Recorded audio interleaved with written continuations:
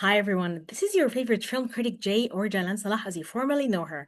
Today I have, again, the Princess of Darkness, the girl who loves October more than anything else, the girl who was born to be having autumn all year long. This is Kristin Battistella, the girl who hates summer, who has goth, darkness, and all kinds of weird things, even in the heart of summer and heat. So today we have her and she is bracing us, although she has been struggling with some heavy stuff. Same here for your girl Jay, because I am having a bout of depression that is really, really making me sleep all day and not work and delay deadlines. So imagine us sacrificing all those troubles to talk about what? Our favorite topic ever, Pierceness on his 58th birthday. Kristen, what are you saying on Mm. this magical occasion in the heart of nasty stuff taking place all over the world? Yeah. Yeah, I've danced the dance with COVID finally. So yes, what could get me out of bed? But let's talk about Guy Pearce. Yeah. Mm. Exactly. I mean, at least something is nice. One of our favorite actors ever, as you followed our channel, and I see a lot of interaction on Twitter versus X. People kind of like retweeting and hopefully anticipating our new episodes. So I hope we don't disappoint you. But let's say why we're celebrating Guy Pearce. I'll start and then I'll let Queen Chris talk in her red magic. I love this guy so much. First of all, he's a great actor, okay? And he's so chameleonic. I mean, I just watched two films in a row, 2 days in a row, one after the other. Killing Faith, directed by Ned Crowley, and Inside, directed by Charles Martin. Two entirely different roles, two entirely different approaches to acting in these roles. Our friend Kristin Battistella here was lucky enough to watch The Shrouds. My Mhm. God, David Cronenberg, his latest installment. And again, another third great performance from Pierce, as we will hear from her. So he's just chameleonic. He's just Pierceness. He has this energy. He has this magic, even as he's growing older and becoming into DILF category. But also, he's a great guy, like a great person. Like, and you rarely find this with celebrities these days. He has this kind of like this freebird activist soul, and he's an international citizen of the world. I would know that he would talk to anyone from any background. He doesn't look with through all the things that we kind of like evaluate each other through. So I just love this guy so much. And now, Kristen, what do you say on this blessed occasion?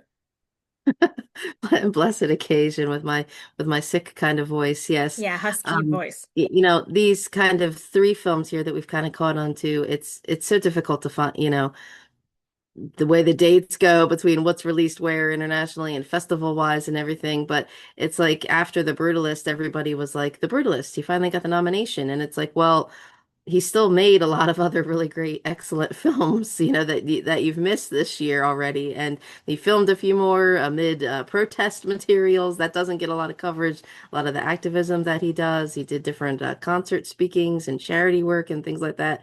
So I guess a very busy person, but continuing to put out some really great provocative films that we just felt that people missed these kind of under the radar movies.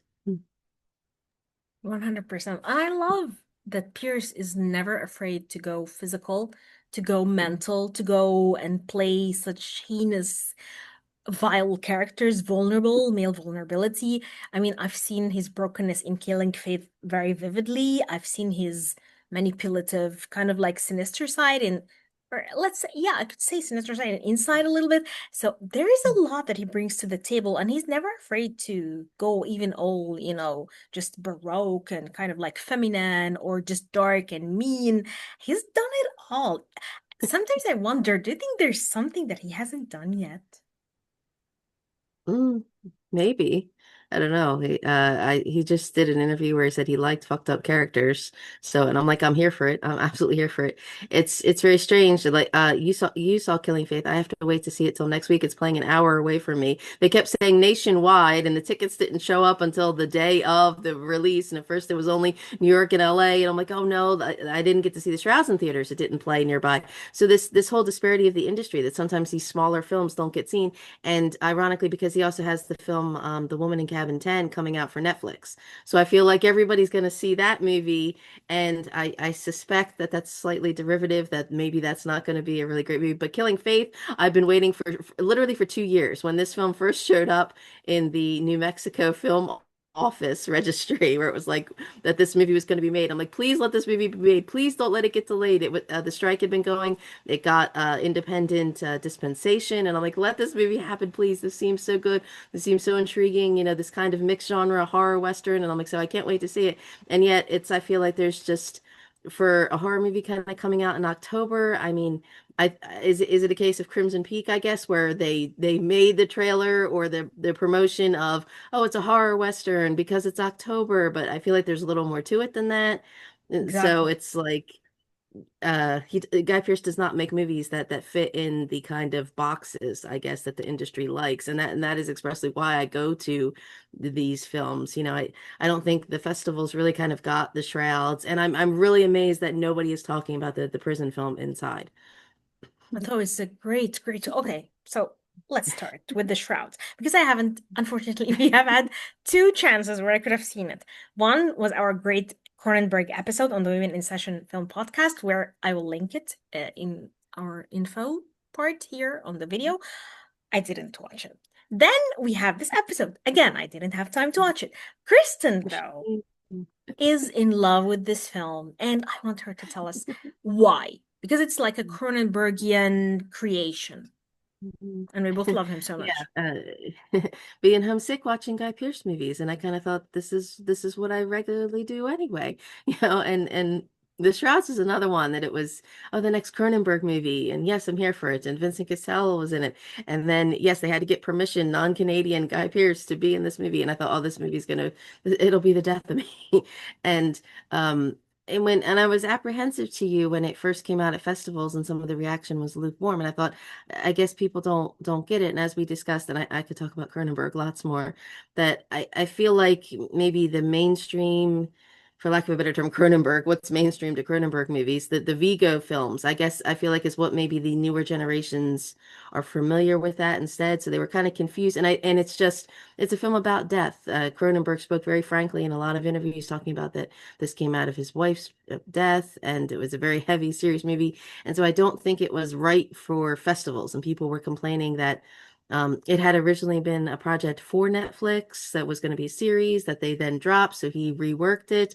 And people were saying, oh, I guess that shows, and that it had format or structure problems, or that they didn't get this whole conspiracy thing to it. And I found the film absolutely fascinating because to me, it's the conspiracy is kind of beside the point. I mean, and maybe because I had recent deaths happen, that to me it just seemed like the whole film is kind of the stages of grief. I mean, your anger, your blame, your bargaining. And so this to the idea to have this a conspiracy like develop, that maybe it's nothing, maybe like the whole joke of he says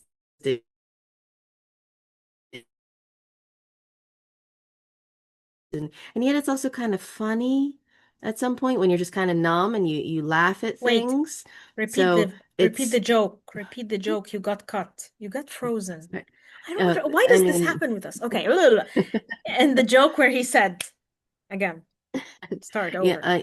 there are parts of it that are actually very funny, even in the middle of death, that it just seems kind of numb. I mean, when you actually have Vincent Cassel trying on like the shroud gear, and you're like, this is kind of silly, and yet it's not one that I've watched very often. I've rewatched it a few times, but it's almost like it doesn't need to be rewatched. There's just pieces of it that kind of really stick with you, and not a sense of dread, but and especially if you're comparing Cronenberg, because his film The Brood about his first wife and divorce and everything is or Rabbit, that was a very, very different era of Cronenberg compared to this is much more solemn. And I had initially said to you, I wonder if kind of people were confused if because a lot of people were a little critical of Vincent Cassel's performance, felt that he was too cold or too detached, even though he's obviously kind of playing Cronenberg avatar here. And I initially said to you, I wonder if the role should have been reversed, where because would the audience expect Pierce to be the heavy, grieving, emo kind of person, the husband dealing with this death of his wife? And would we expect Cassell to be like the crazy, weird, conspiracy, radical kind of person? But I don't think that's the case. I do think the casting was really beautiful in this film, and it makes sense. And there's just a lot of different things to pick up. And so even even if you're not rewatching it, it's just a film that sticks with you that you continue to think about. Just this grief that he goes through for his wife and this extremes. And yes, is Guy Pearce the little conspiracy little hacker and just the drastic. And I kept saying this because this had been out around the same time as The Brutalist. And I kept saying to people, wait till you get the whiplash of just seeing the different visage, the visage, that a lot of people would not even recognize this is Guy Pearce from one movie to the next. So I think it's a very touching film that really sticks with you. I don't want to do too many spoilers. Sorry. Wait, we're not saying spoiler. I want to spoil Inside. I'm not going to spoil Killing Faith because people have yet to see it, but I want to spoil Inside because it's a great film. I can't keep my mouth shut about this film. Oh my Hmm. God. Okay, so don't spoil it for me. However, how was Pierce in it? Why do you think this? Because we will analyze the film and then we will take Pierce on the side and just analyze him alone. Why do you think he's shown here? What is different for him? What is unique about this performance? In the Shrouds. Yes, milady. Um, well, he's I, not a lesser man, I guess. Um, That's but great. I love it when he's but like well, there's that. Yeah. also like Cronenberg is Jewish, Yeah. and the wife who has passed away is Jewish, and she has a twin sister, excellent Diane Kruger, and so Guy Pearce is playing Murray. He is the ex-husband of Terry, the surviving twin. Wow. So he says very much we're brothers in sorrow, or he asks, have you slept with her, or their bodies are the same, so he's very much kind of the squirrely kind of lesser conspiracy dude, and he thinks that he does this elaborate hacking stuff, and he's also developed like this little honey avatar, for Vincent Cassell, and he's always eating like pastrami and soup and everything. So um so there's also these different mixes of religion and culture that kind of mix into everything, and the idea that it's kind of a non-entity, a non-factor, that the Karsh is willing to ignore what her religious beliefs and what her burial customs were because he wants this technology to see her decomposing body, which is very demented. And Exactly. it starts out when they're on like he's on a blind date, and he has like this nice restaurant that he owns that's by the cemetery that people can come look. And at first, the woman is kind of intrigued and it's kind of an interview. And then he's like, would you like to see her? And he's actually, opening up the app and showing her. She's like, oh my God, that really is your wife's dead body. And then there's these vandals in the grave, and there's little Guy Pearce with his little computer, and he's like talking about hacking the system and setting up this. And is there Russian bots or Chinese bots or who's hacked into what and everything. So it's very emasculated in this. So there's different waves of the male versus the female, because as the Becca has cancer and she's dying, and most of what you see of her ironically is she's nude, and everyone says she was so lovely and was such a beautiful person, but then she slowly loses one limb and loses one breast, and there's different bone crackings and things, and she says, am I too mutilated now for you to love me? So there's a very different scales of, he's like, I liked that breast more than this one or something, so there's, and yes, do twins have the same body? So there's very much the man thinking of the physical and what has been lost, and and as I said, going through these stages of blame or fault. At one point they're suspect of saying it's the doctor's fault, and little Murray on his computer is saying like, but you can't trust, what the medical technology was, and so it's like, how deep is these layers, or convoluted kind of things where the man is trying to justify what has happened to them, and the difference between the wife who's been dead 4 years versus the divorce that's been 6 years, and he's like, you need to get over it. Mm. When you were talking now about the burial rites and what your religious Mm, costumes are versus, like if you have something else. It kind of reminded me, one of my American friends was asking me about cremation. And I told mm, them, I don't remember who, but I told them that no, we don't have cremation in my faith. And I was talking and they were asking me, but would you like to be cremated though? And that kind of struck me like that I never even thought about it. I didn't even think about because I think that is something that is distant from me. I've had it with grandparents and stuff, but I know myself. I know that I haven't been touched by grief that closely, and probably I'm lucky in that department, I guess, unlike other things in my life. So I didn't even think about whether this was a good option or not. So the idea that you can have that freedom of, wondering, like, yeah, would I want to go the road where everyone around me, everyone I know has gone, versus, whether I had a choice in doing something else and what it affects me and it affects my belief system and my faith system is very interesting thought. Now you got me even more intrigued to watch it. It's Thank you, how Kristen. very Victorian, Book of the Dead, morbid, you know. She when she they take her arm and her breast, and she actually says that she's excited that the doctor is using it in some kind of new studies, and he's gone on tour with it. And again, the Karsh, the husband, is kind of very jealous of saying he's got this piece of you. And then in the beginning, the doctor or the dentist even says to him, would you like, the pictures of her teeth? That just might be something comforting and solacing. And it does, when my father-in-law had passed away, it was the heart section where they actually gave us little ticker tapes Whoa. of the heartbeats. And I thought it was very touching. And then and Yeah. then my niece said, that's kind of really gross and morbid. And I'm But like, it's like the Is heartbeats, it? right? Is Just on it?" the echo diagram, right? Hmm. Or so, wow, but we still have our grandmothers. Oh my God. So Hmm. your niece thought this was more, what if they gave you like part of And, the I, and I'm heart? and I'm thinking of these Victorians who had like the belt buckles with pieces of hair in them and everything. And I'm like, this is And the mild. dead This is baby mild. photos, like the all they Mhm, wasn't that during the Victorian era too? Like the mhm, dead, oh my goodness, whenever I mhm. imagine that, like, yeah, to remember, okay, and no thanks, no. Oh my God, wow. So look Great how birthday different it is. topics here. COVID, yeah. Thank you, Pierce. But I think he would appreciate it. I don't think he'd be like the celebratory type, like, yeah, let's sing and blow candles and shit. Great. Okay. So, and she was afraid of not having enough words to talk. You always know how to talk when Well, just I put you didn't in know. front of the camera and you will I'm babble. not sure how my voice is going to hold out today, folks. It even sounds sexier. So, yeah, now that we're done with the shrouds, sadly without Jay seeing it, let's talk about Inside. Because Mm, this movie, I mean, first of all, it's a very heavy film. And I don't know, is it all Aussie films? Like, are all Aussie films like that? Are they just cruel? I feel like there's a cruelty to Aussie films. I don't know why. There is a morbidity to them. There is a bleakness of many of the films that I watched. So, especially like the low key, like indie films, the ones that are not like big scale and stuff like that.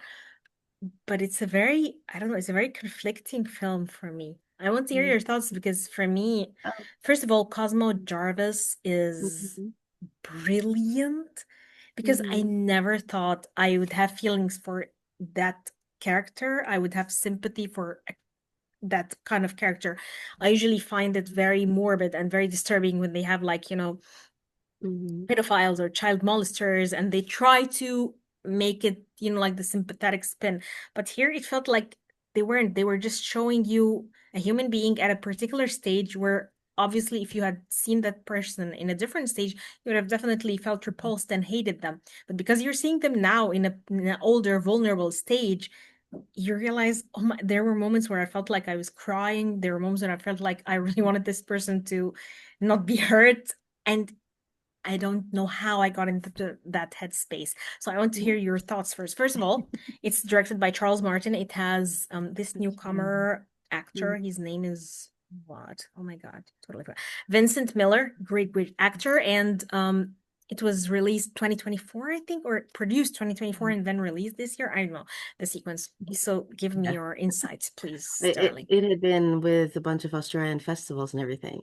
So once again, when everything with the Brutalist was happening, I was kind of like, "Oh, but I want to see the next film. I'm already on to the next movie. I'm waiting for this one." I And moved on. it's one of those films that when you go to watch it, there's like a dozen different, associated of this, in partnership with this, sponsored by that, produced by this, and in a film by this company, like because there was so much different festival money and everything kind of to get this movie made. And it was the same writer and director Charles Williams, who apparently this is a similar background of his, and they actually used real inmates in a real prison or had, real employees and everything in it. So very kind of realism and at the same time, yes, I feel like it's also a very heavy film, but in some ways slightly more easily digestible than The Brutalist. I think maybe that's just length or scale. This is a much smaller, quiet piece, and it is very kind of a fatherly. You have the young prisoner Mel, who's just come from juvenile to moving to a bigger correctional facility, but he's also going to be eligible for parole soon. And so you have Guy Pearce Warren is already there. He's also going to be eligible for parole soon. And then they've just transferred in the Cosmo Jarvis character. He's just come from a higher security prison. And so there's different roommates, cellmates that they have, there's different group meetings that they have, and all these different kind of scenarios. And as the film goes on, they're supposed to be writing letters to help with their parole. And so you kind of get voiceovers, you get pieces of their crimes that have previously happened to them. So, and yeah, it seems weird to say to quantify the severities of the crimes, which things happened to them that could have caused it, which things that they did, which things that they kind of aggravatedly, willingly committed. So there's different strata, and the whole idea of here the Mel who's been in juvenile prison, his father's also been in prison, sends him a letter. There's bad family history to that, and like there's even the opening of like his parents had been married while he was in prison, and this claim of, did he kind of get it inside? Is it in the womb? Is it sort of hereditary or innate, or does violence kind of perpetuate itself? So there's multiple levels of, could they have been good people but bad things happened to them, but then they willingly did these bad things, and can they accept that? Can they truly be rehabilitated, and should they go outside? Or, no, maybe they're better off being inside and away from society. So for being in some ways a very small, intimate kind of film, it's also has a lot of big kind of concepts that kind of make you think. And as you said, yeah, get kind of teary and kind of moved. And even after seeing it a couple times, part of me kind of looks at certain scenes like, oh my God, I know this scene is coming and I can't look and I can't watch. But yet I'm kind of like choked up and emotional. And what I love about it is that it doesn't try to, like, I really liked Sing Sing, but it felt like the theatrical, more, like uplifting prison film. This one is not. This one is kind of like showing you prisons are like, the jungle where just, like the lions eat the weak. So you have to be a terrible person and people take hits on each other. And you're there, so you're kind of corrupt in a way, or you're kind of like you've done some bad stuff in a way. So of course you're gonna probably escalate into a worse person. But then it also treats you like a mature, like audience member. It doesn't try to baby feed you anything. It doesn't try to like insert certain ideas in your head. Like for me, I didn't feel like any of those guys should go outside probably, but also I didn't feel like I hated them. And this was a very twisted, a very conflicting place to be as a person who watches films, because I would think, no, I'm sorry, but Mark should always be in prison forever. But there were times when I felt like, oh my God, this Mark character. And there were times where I was very angry at, Vincent Miller's character for wanting to betray him. For me, it felt like a betrayal. Like, this person, why do you care about what crime he committed? This is prison. It has its own laws, it has its own rules. And this person took you under his wing and kind of like gave you a place to express yourself. So why would you try to be kind of like a rat or betray? Because for me, betrayal felt awful. And then there was a scene that shocked me, and I kept warning you. it just, first of all, I loved the Pierce scene because it was very kind of seductive in a way, like, and no, I'm not gonna blow you. So I like that too. Like, this Pierce sass is always on point. But then that other scene came, and to me it was like, whoa, okay, wow, I wasn't expecting that, and it was kind of painful. And Cosmo Jarvis just did it so brilliantly, because it was like he was broken, and then he regretted doing something that he thought kind of like elevated him to a higher level, because he saw this young man and probably just wanted him to to give him pleasure. So it was for me like, okay, it was like real life where you cannot even comprehend how complex a particular situation you're in is unless you talk and say to someone else and someone goes like, whoa, okay, how did you get yourself in that? So I feel like films that are that complex are the best films because they don't give easy answers or tell you what to do or tell you how to think or how to feel. So I just also I can talk about Pierce because Warren is such a complex, layered, intelligent, very manipulative, but also very wounded character. And Mhm. the sequence between him and his son, I Mhm. felt like it was excellent. I feel like fatherhood gave Pierce such an insight and such a depth of emotions and of existence as an actor. What do you think? Mhm. Yeah, it's the way the Sing Sing had been out, and then this was on demand, and I thought that this would blow up on demand, and I only knew of the Cosmo Jarvis because of the Shogun, and I thought everybody would like adore this movie, and then like nothing, nobody has discussed this movie still, and it's like you have to explain like it's not Oz. There's not any kind of flashy, graphic, saucy prison things in it. Everything that we're kind of gasping at is handled within character. And that's just so intriguing and so fascinating. And there's multiple scenes with Pierce, who ironically is the person who's kind of done the least bad thing, and yet he's been there the longest. He's 20 some years, where he Exactly. had like a hit and run, and in his letter he says, I chose to keep going. And that's, it seems weird to say, that's the minor crime. And they say, are you trying to throw your parole? Are you trying to mess it up? And um he does get that 1 day release with his son, and it's just such a tragic, it's like the whole hinge of the movie is kind of just in his face, in his reaction, of where he expects to be outside and have like this work release and renew his relationship with his son.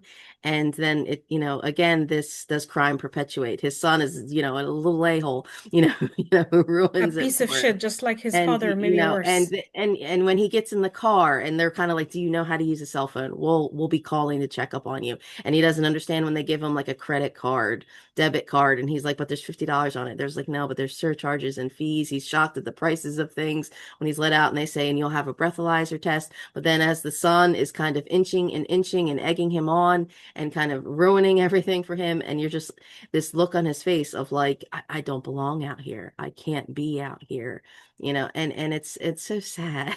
And so you have these double battle things between the sort of father figures, tugs and pulls, where it's like he's not obviously okay, he went wrong with his son because he was inside, but now he's got a chance to help Mel, but yet he's also encouraging Mel to follow up on this hit that is out on the Mark, who has done Exactly. really horrible things. Awful. And Cosmo Jarvis, you would not know, is not a handicapped kind of, or a disabled kind of person like this character is. He's And so good at this. he's And brilliant. He's the just the insane. church services, and also you said about it being realistic, of like they do kind of laugh a little bit about some of these crazy circumstances. They're like, do you think he mutilated himself?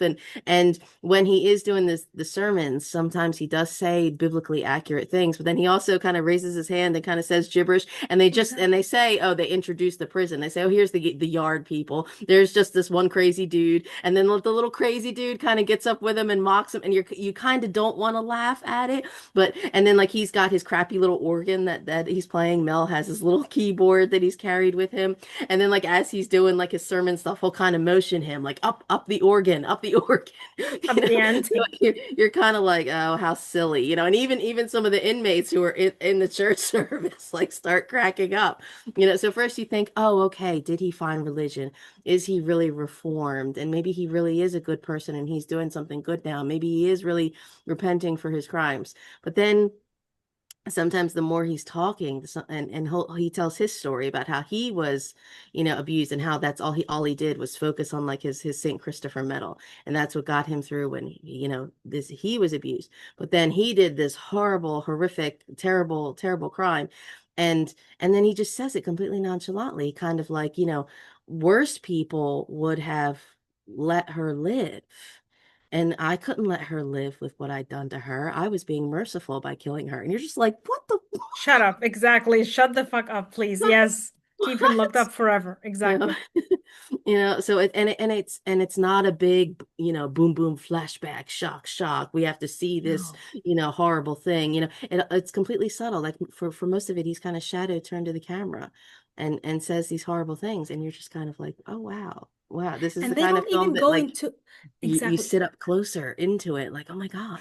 And they don't even go into graphic Mm-hmm. descriptions of these crimes. And this is what I love. Also, I feel like why it felt like it's a very cruel film to me, or it's a very sneaky film to me, because even when you see, like, I always love when people talk that, oh my God, we should all hate Don Draper, we should all hate wait, what is Mm-hmm. his name? Walter Breaking White Bad.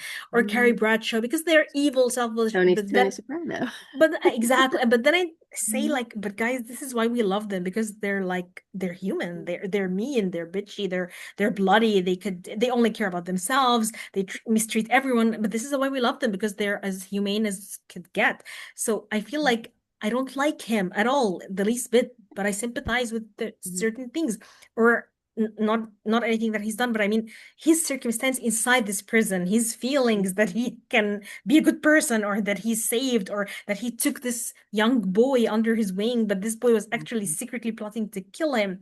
So it was a very strange place to be. Or when this boy kind of like fooled him, like, I really want to give you pleasure, and he kind of like undressed and showed him that boom, nothing. So, and he kind of regretted doing this to himself, because I think he wanted that moment of love. Or when there's a beautiful scene where it was the baptism scene, and when he was pouring water over Mel's head, Mel remembered his mother washing his hair, and Mhm. that made me realize, oh my goodness, can you believe that he actually felt kindness and love from Mhm. this hideous person? So it's a Mhm. very humane thing, that I think humanity is very complex and very dark and very unexpected in ways that we never imagined. That sometimes the worst people can give us the best kindness, and good people actually give us nothing. So I like films which make me question things and make me feel like I don't feel comfortable liking a character. Like, I Mhm. don't, I should really hate you more. And I want to scream at him, I shouldn't hate you more. And there's also this scene that I really loved when Warren is telling Mel, and I felt so sad relating to this film, that sometimes when you grow older, you realize that life will go in a certain way. You know, when you grow older and you start realizing that when you think that there are things that can go against, like big themes, like, yes, women can do whatever, and women can also do this like men. And then you realize that no, this is a patriarchy, and there's still a lot to happen. And or like justice will prevail, and nothing prevails. So you grow older and you start believing the stereotypes or the said things, or like these like molds and these kind of like common sayings and stuff. So it felt like this scene felt very relatable. Like, he told him, you go to the sermon, you will go, you will do as planned, and you will do as should be done, because this is life. Life is more probably redundant than we wished to think when we were younger. So this was also a very impactful scene, and I actually Mhm. rewatched it a couple of times because I wanted to see Pierce saying these Mhm. things. So I know Yeah. it's a strange film to love. Yeah, it's heavy to watch, but yet at the same time, you're kind of like, I need to see that again. I need to see this again. And yet maybe we shouldn't even really like Mel either, because I don't like Mel. at I think first you he's say the least likable. it's not his fault. Yeah, because as a little boy, he doesn't understand that his mother has taken them away from the father who's been in prison. And then when the father gets out, he kind of lures him of like, oh, look, I brought flowers. Why don't you take me to where you're living now? So he shows them the house, and then you find out that it's, that the father has, done worse things. And then so he's kind of removed into like a juvenile place. And then he's also, killing little kids at 12 and 13, like he doesn't know any better or something, or this is his existence. But then, so yet that's his automatic thinking in this weird prison world. The moment he knows what the mark has done, he thinks, oh, I have to kill him. And so it's very strange with the way these crimes kind of perpetuate. And then he says, like, do you have to have parole? And then like, but then Mel's also like trying to break out and everything when they're having their parole meeting. And it's so funny you say women. There's a lot of women in this movie as corrections officers and as the different administrators, and you see them come in with their, flak jackets and everything. So it's like there are women in this movie, and they're having their therapy meetings or something. And it's so funny, Guy Pearce is driving me crazy because he's in like a plastic like chair, and he's kind of rocking the chair like all the way back, and I'm kind of like, he's gonna fall off of this chair, but like Exactly. he's so bored and he doesn't want to be there, you know, and then he said that the woman says to him, the administrator says, I want you to take care of Mel. And he's like, but he's psycho. And she's like, so are you, you know, and but yet he's got his pictures of his son, and there's a whole separate scene of how, violence he does to his other cellmate, which again, you don't see a lot of horrible things. It's just the suggestion is enough. And then he just takes, boiling water and just throws it on him. You're like, I did not expect that. It's just, there's a lot of Me little too. things in this that just kind of layer this, like this is their life. And then they have like the work thing, and they're working outside, and he's saying to him like, don't you know how to, cut measured once or twice, and fix this and fix that. And it's like Warren's like a good dad to him. And then he's like, the little Mel is like dumping like all the sugar in his tea, and he's like, good Lord, kid. Like it's like you almost, and then when they're reading the little trivia things to each other, and he's like, I bet when you get out, all the girls will love you with those puppy dog eyes or something. He's like, did you have a girl before you came inside? He's like, I was 12. Like, like they seem to have like just nice, charming little relationship. And it's so weird. It seems weird to say it's awkward or uncomfortable, but it's like, I don't know, inside it has its own society and its own rules and its own developments. That's what I And so felt. the Yeah. way the film kind of changes and twists, and then you actually have, who's going to take the fall for these other hits and everything. Because again, for as much as we think, oh, this relationship could be good for them and they're working towards their parole, at the same instance, you're like, they're still in prison. There's still bad things that are going to happen. So it's like the film doesn't go where you expect it to go No, at no, all. And no. it just, there's so many moments of it that I was kind of, oh my gosh, but it's also very refreshing. And again, in comparison, it's like all these different, really varied types of film. I mean, just the look, Pierce looks completely different. I mean, you wouldn't know it was the same actor between Inside and the Shrouds and the Brutalist. You would not know. And he's completely different with this handlebar get up in the Killing Fate. So Yep. he it's such a multifaceted performance, and Inside has multi-layered thing. I'd like to see more of the people, the cast and crew. You I wish. I wish I could interview like a lot of people from this project because it seems very interesting, honestly. And I don't know, there are many things that I didn't expect. And I think I had a terrible time with Mel because it felt like Mel was kind of unapologetic with his, I don't know, with his violence. And I was like, okay, you should be locked up. I'm just glad you'll always be in prison. So it's also know? very, I don't know, like even when they have the wide-eyed, like new inmate, he's not that innocent little boy who gets corrupted by the prison environment. He's already a bad person. Like he's already there. He's kind of already kind of void or something, because he's exactly. had no kind of life culture. Even when you see them handwriting, he makes a lot of mistakes, and his penmanship is kind of And bad, his rating is very like exactly this, stunted by life. And 100%. so this idea of, you could go either way. You could go bad in the system and do horrible and terrible things, or you could, is it possible to be truly rehabilitated and released? You know, so, and it seems like a simple question, but it's such a complicated little A movie. very You complicated realize a movie. lot happens, it's really packed with a lot of stuff. This is why when I was reading some reviews and they were like, but the plot doesn't live up to the character, I was like, oh, wait a minute. Were we watching the same movie? Sometimes I feel like, okay, I don't get it. Whatever, you guys. Thank you. So, They don't yeah. have their pumpkin spice iced tea latte. Sorry, stave off the fever. Mm. Okay. Killing Faith, my friend. Mhm. is not at all a scary supernatural thriller. It's actually a great, like, suspenseful film about grief. Yes, it has some supernatural elements, but I feel like the major thing about it is grief and overcoming grief, or just, like going through grief in life and trying to find life despite all the sadness and the darkness inside. It has some very traumatizing moments because Mhm. there is a scene where a mother kind of like has had it with, a child, and it was just very intense for me to watch because it felt realistic in a way, because this mother character, DeWanda Wise, played her perfectly. She Mhm. was a former slave, and she was on this quest to cure her child from the devil's mark. And Pierce, of course, was didn't believe in anything at all, like no good, no bad, no evil, no God, nothing. And he was addicted to ether. So it was amazing seeing him kind of like suffocating himself with the ether rag and then going on these, like visions or kind of like trips to whatever, to Valhalla or to purgatory or whatever. So it was just refreshing to see him also as a decaying old man. And it had a very violent scene involving Pierce where I was like covering my eyes because it was just It's the best unbearable. kind. Yeah. And he always does this. He does physical pain and physical decay and kind of like mutilation.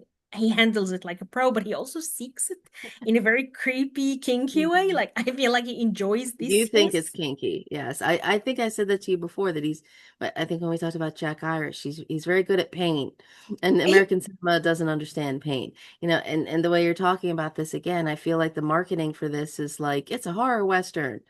And I saw DeWanda Wise is such an intriguing actress to me because I've seen her in things. I think Imaginary, it was a horror movie where the movie itself was weak, but I'm like, I love her. I want to see more of her, please. Like she just seems like has just this particular vibe about her. And I did see some of their clips because she was posting on Instagram. There didn't seem to be a lot of big hubbub for this movie. It just kind of plopped out here on a Friday release, and oh, there it was.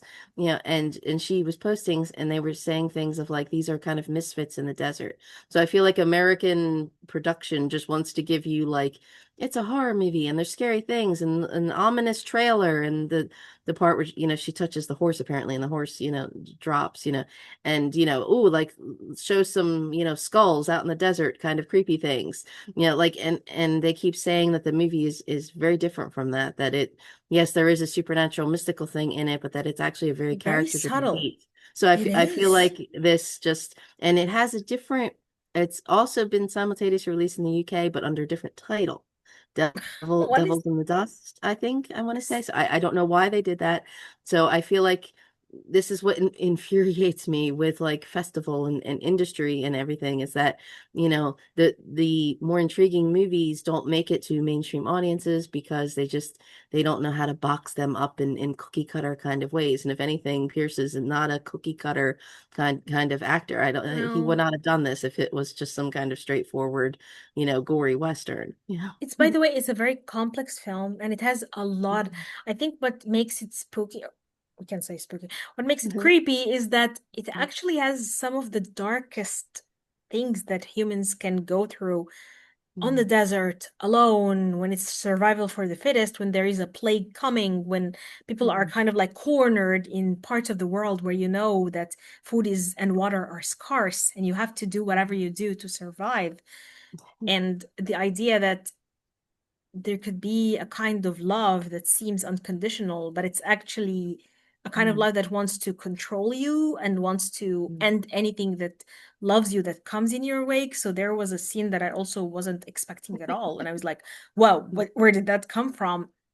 And when I watched it, I felt like it gave me an idea on sometimes how difficult motherhood could be. I don't know. It's a very I love the motherhood aspect in this film because it was also a wild motherhood thing. It was one of my favorite motherhood in horror themes because it wasn't easy. It didn't give you easy answers. It didn't make motherhood this saintly, sacrificial, wonderful thing. It actually gave you hints at the darker sides of motherhood. Interesting. So I think it's a very layered film. And Pierce's character goes through a lot of ups and downs. The character arc is perfect. I love it. Also, he's here again. This is why I'm telling you, did fatherhood do things to him? Because here he has like these elements of, like grappling with the idea of losing a child and being a good person, a good father figure and stuff. So I feel like he has had that a lot in recent films. And I don't know if he's seeking these roles Well, because he's afraid for his kid or whatever. ha- I don't know. interesting that we're discussing relationships, the shrouds, the husbands and wives on different levels. And here we just said fatherhood and inside, and how we're both like, oh, each of these relationships can seem like a good thing, but yet no, they're also very manipulative and very toxic, and that they each have their goal is not just to love and foster somebody. It's like no, they have ulterior motives. Now you're saying this is steeped in the motherhood of this, and Yes, obviously I'm sure there's other different racial layers and everything in of the film, course. as which I guess America today doesn't want to touch. Who knows? Um, and I mean, I had been waiting since this had been announced in like the New Mexico film office. Like when I told you, I said like, please, let this get made, let this get done. And um, now that it's kind of out, I feel like it's only going to play like a week and then disappear. And I feel like that's so unfair. So that And newer, bigger you films. know, and as we're saying, Guy Pearce has done movies with death and horror and scary things.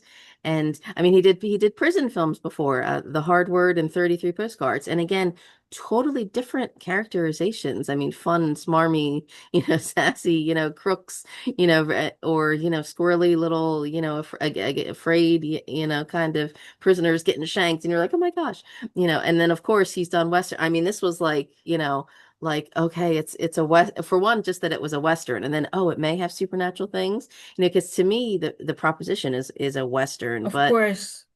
to me has slightly surreal kind of purgatory kind of things in it.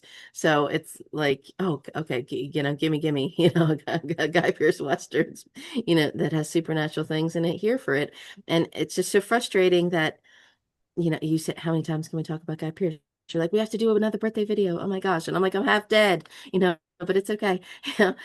It's that, like I said, the woman in Cabin 10, that's the Netflix straightforward mystery thriller that's based on a book that's just very like, oh, the lady vanishes and Keira Knightley is in it. Not to admonishment. I mean, I'm sure there'll be good things to it. Okay. There's supposed to be another film that the Hannah Waddingham and Guy Pearce are supposed to be doing another film together, Mr. Sunny Sky. And I'm kind of like, please let this movie happen. I need to see this movie. But it's so unfair to me that it's like the mainstream things are going to be what's popular when these obscure movies are better. Exactly. And the woman in Kevin 10, I thought it was like a Agatha Christie type thingy. And I was like, okay, I'm not interested. The But I lady feel vanishes. And it's so difficult. I get trying to follow that one on Instagram because you have like all the book people, influencer people who are, advertising, the book with a mug and how cozy and oh, the exactly. read, Ugh.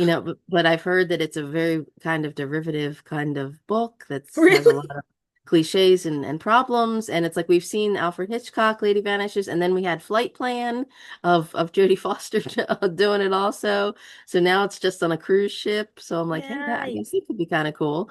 I'll probably borrow the family Netflix to see it Exactly, eventually, just to see it. you know. Exactly. But Good it's like choice. that had a big premiere, and I guess that's going to get promotion and everything, or as much as Netflix gives, I suppose, because they drop stuff, a dime a dozen also. But that is supposed to be the it movie of the moment, and I'm like, you know what? I don't think so. I mean, I've been dying to see Killing Faith.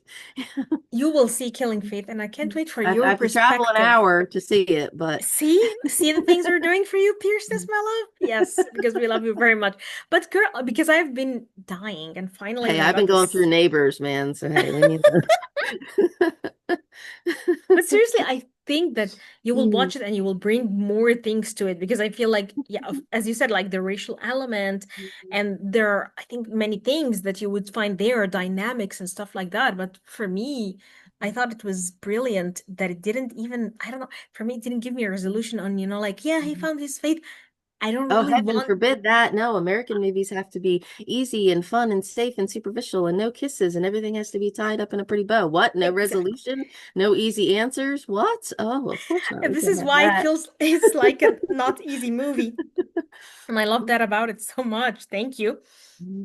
And I really want to. to see that. I really want to see films that make me question things, that make me feel like there's Mhm. no easy answer, there's no resolution, let's all go and die. So so I love the films that are not afraid of going really dark and showing me the worst in humanity and then showing me that yes, people can still survive and come together. Bill Pullman was amazing. By the way, he was a creepy religious character that I I didn't knew. realize that the previews that the crazy old lady is Joanna Cassidy. Can you believe I was this? like, I'm right on top of that, Rose. I'm like, oh my God, what? No. And there's Mhm. also like hinted, of course, not shown cannibalism. So it's again like it shows you like the darkest, what you would expect. You know, like whenever I see Western, I'm like, show me Bone the tomahawk. worst of Yeah. him. Oh, I love Born Tomahawk so much. Oh my God. Like Mhm. seriously, show me the worst that humanity has to offer, please. Don't show me a Western when there are no heroes, there are no glorified people. I just want to see the rottenness of humanity, especially during these ugly times and scary times. Now, So it's funny to say because I mean this is an American made movie, but an independent movie. But if this were a mainstream movie, it would be like Glenn Powell in a cowboy hat, and boo, boo, boo, there boo. would be Yeah, no doubt that he would be the good guy, and there would be exact, absolutely who the villains are, and that he's gonna save this little girl, and it would just be exact. done like totally like And he will dazzle forgettable and ladies, superficial. and he And will these look movies that we're awesome. saying are tough, but it's like they're more memorable and they stay with you. And this is why I go back to Pierce. I mean, seeing, the proposition, I had to stop halfway through because I'm like, oh my God, I can't take this movie. you know, and these movies stay with you for a reason. And I'd rather have a movie that, messes me up. Exactly. Than a movie that gives me, like I know how Glenn Powell would do it. He would do it on the back of his horse with this charming cowboy hat, and he would Mm, always be, great like cowboy hat. the Hmm. American, hero who solves everything. And even when he gets, like grimy and dusty and gross and bloody, he will still look hot. Pierce looked like crap here, and he was He covered always in does. blood You, and you tell me that he's so good looking and so hot, and I'm like, but he's dirty and messy, and I'm like, I guess it's hot and because it's an exceptional it's performance. hot because he's kinky, not because he's, like movie star. We can't show scratches on the face. That's Mm. irks me. Like, shut up. But when he's like, he's hot even when he's gross, I feel like, oh my God, I just adore you. Please give Well, me like the more. the beard inside is very big and huge and burly, and I'm kind of like, part of me was kind of like again sick. I'm like the germs that must be the crumbs that must be in this, but yet it also fits. He's hiding behind it. Has he been growing it the whole time he's been inside? And you're just like, Wow. And okay, his this looks like a eyes. weirdo. But his Mhm. eyes shine even brighter. Like his eyes look even like emeralds because of his huge beard in inside. So yeah, thank you, Pierce. They just look beautiful. While he's raging out and throwing boiling water on nasty people. No, Yeah. and he doing it as if it's second nature. You know what I mean? Oh, you pissed me off, my dear inmate. I will throw. But Like that idea of, yeah, that he could be sitting in the bunk laughing and having a good time and then just snap. And you're exactly, and you're like, I did not, you should expect it, but you're like, whoa, I'm still like, okay, there's a lot more happening here. exactly. And it's a little scary, and that's good. They have their own rules. This is when you realize, oh my God, this is prison. You know what I mean? Like it's not this prison with coat marks. No, it's like, yeah, this is real life. This is normal. And people are like, we're worthless. No one cares about us. And then you see a sign and you're like, okay, this is kind of like, it's like survival for the fittest here. Seriously, this is a scary place with its own When rules. the little Mel is shocked by what he sees and he just bursts out the door and throws up, and then like all the men in the yard are like, what are you doing out here? Like, what, are you okay? And then like Pierce is grabbing him like, no, come back inside, come back in, come back in. And you're like, again, you're like, this is kind of funny, but there's this level of hierarchy, and that's how Exactly. like the Shrouds goes so deep in like this conspiracy, or you're justifying and blaming, to the point where he's angry at his wife that she has left him, but he can't let her go. He's got Go. like the crypt next to her. And then you have like and there's so much of like it is what are you actually seeing it in camera? Are you seeing an animation? And then like there's parts that are filmed on like cell phones, and Mm. you're like, what are you actually kind of seeing here? And like the also the Murray conspiracy kind of character saying, I worked with this hacking group and I worked with that hacking group, and what do these symbols mean? And there's all these other connections to, oh, Iceland again, is that a coincidence? And no, oh, you can't trust the Chinese doctor who gave you this information because it's a Chinese company that was hacking into this, like these layers of conspiracy and justification to the, you don't know who to trust, you don't know who to blame. Like there's just so many, and that's what threw me when people said like, oh, I don't get it, or that part didn't go anywhere, or that part didn't make sense. And I'm like, you've never done that? You've never gone down like a rabbit hole of conspiracy and blame And over you've never someone's held death? on to someone even though, okay, let's not talk even death. Like, haven't you ever held on to someone even though the relationship was decaying or you were toxic or that The person was bone toxic? cracking. Oh my gosh. There's a scene with the bone cracking. Even knowing it's coming when I rewatch it, I'm kind of like, I'm still so shocked and so sad, where I it's would like, be yes, always like shocked you want to watching. be intimate, you want to be valued, you still want to have sex when someone is dying. And then it's like, but then when it physically just cannot happen, and it's like Exactly. so sad on so many fronts, and you don't realize that of like, maybe you don't think about that, I guess, in a regular healthy relationship until these bad things happen, and so this movie, I'm trying to tell my husband like, oh, I think you'd really like this, you should really watch this, but then I'm like, this is really emotional No, and heavy and no, upsetting. Kristen's husband, don't watch this film. Don't listen to No, her. no, no. There's a scene I'm sure you might cover your eyes in Killing Fate. I'm sure of it, where Pierce does something that you'll feel like, okay, is it over? Okay, I can't wait for to hear your opinion on that one. Maybe you'll grace us with an article or a blog or something about it. You never know. You're Hey, the hey, Pierce expert. don't don't push it. It's like, hey, I completed a sentence today. Yay. Now I have Yay! an app. Yay. Girl, this is an accomplishment. Not a lot of people know that sometimes it's hard to get out one single sentence. So kudos to you, my love. While I'm watching Neighbors. Oh, And watching yeah, Pierce all young and yeah. sassy and silly and kind Oh, of like boyish. Oh my God, imagine with no, the the horrible hair. mullets. No, gosh, the mullets, man. I didn't like mullets then, and watching it now, I'm like, gosh, their hair is just so horrible. I can't take it.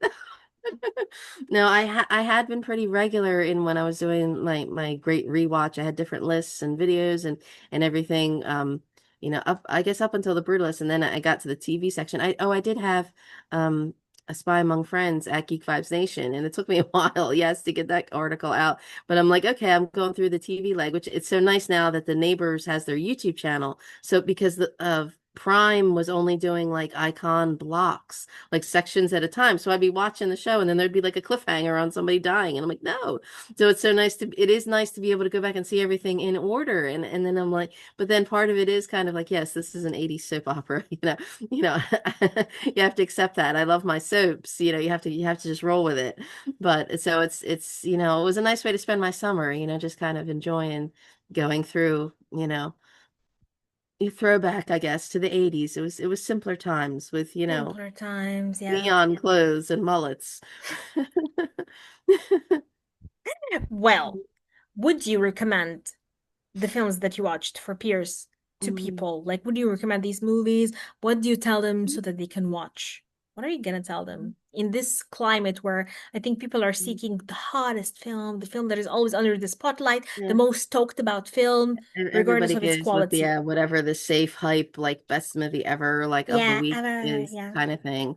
I don't have time for that that kind of hype. I know I get the Shrouds and Inside are both on demand now, I think. So, there's no reason not to watch them. I mean, to give, a chance to something that's more provocative or that will make you think. I much prefer films that move us. We had a really great critic spotlight on the Women in Session podcast with Zach Youngs, where he was talking about, Yes. what Brokeback Mountain meant to him. And I mean, yeah, particularly here the past few weeks, COVID-y, it's like it's tough to get up and talk on camera and be lively and speak intelligently and on top of everything that's happening and with our country and the planet and you think, why am I doing this? Who cares what I have to say about Guy Pearce again? You know, and then you get on a podcast of that where someone says, how this movie changed my life, and you think that's why we're here. All that, bullshit hype, awards and stuff is absolutely meaningless compared to, a movie that moves you. And, it took me a long time in between watching the Shrouds when I was so excited that I finally saw it and I had to let it stew for a while. It was the kind of movie that I, for one, was not instantly forgettable. How exciting is that? But it was like it stayed with me. I had to think about it. It had to stew. It haunted me for a while, till I was like, okay, I'm ready to watch this movie again. And then I saw more pieces of the puzzle where I'm like, I'm still thinking about this movie. So films that Germany, I guess, for lack of a better, So I really want people to see. I feel very bad that I feel like Killing Faith is going to disappear, that not everybody's going to be able to see it in the movies and then eventually I guess it'll plunk on demand on a different title As and usual. people will discover it years later and say, "Oh, how did I miss this movie?" Mm. 100%, yeah. And just watch different movies. Don't watch movies that you're supposed to watch. And yeah, watch The the peer coolest. pressure. Yeah, I don't understand the peer pressure And I of know that film everyone wants criticism. to appear that they've watched everything to impress their friends, impress their followers, blah, blah, It blah. reminds me of Frasier and Niles, where they're stuck outside in the consolation line, and they're like Niles is like, I have to see this play. I have to be seen seeing this play, and that Exactly. is what there to me. There's just film critics that I see where it's like they just show their asses. I'm sorry, like. I mean, where it's like, the technicalities and the hype and the excitement. It's like it's just such bullshit. It's like, did you enjoy the movie? What did you get out of it? Did it mean something to you? And it's like, yeah, I think about the Shrouds and Inside all the time. I've been waiting for Killing Faith for 2 years, and then I think why when I initially when it only showed up in New York and LA, I'm like, each coast is not nationwide releasing releasing a movie, it's like I don't know, the films that would impact people are the ones that are the toughest to find. You have to seek them Yeah, out, but they're so worth it. Mm. 100%, 100%. Mm. So, Kristen, what do you have coming up? Tell What us. do I have coming up on it? First of all, guys, we're gonna be again, like we're so annoying. We will be doing talking Elvira with our dear friend Zach on the Women in Session Film podcast. So stay tuned. We're everywhere now. You can't Mm-hmm. get enough of us, of course, I know. It is October. It's like, oh, my favorite men, I guess, are in October. Guy Pearce, Montgomery Clift, my dad. But then it's horror season also as well. You're behind the ball if you think October is only horror season. It's like no, Exactly. 365, man. Exactly. Yes. What Mm, else do you have? Do you have something um, coming up, like other than our Elvira episode? Are you I do think I do have some appearances, TV writings? things, I think at Geek Vibes Nation at some Yes. point as well. So yeah, Any we podcast? had some different podcast things, yeah, that were happening. We were both participating in the Cinema Legacy poll with the greatest movies of all time podcast, which is really nice. I did have my pick, Night of the Living Dead came out, which again, the same thing I'm saying that, horror that makes you think, that is the mirror to nature, reflecting who we are, is always ever relevant and timely. Mm. Yes, 100%. Kristen, thank you. You were an amazing guest, even though I you were survived.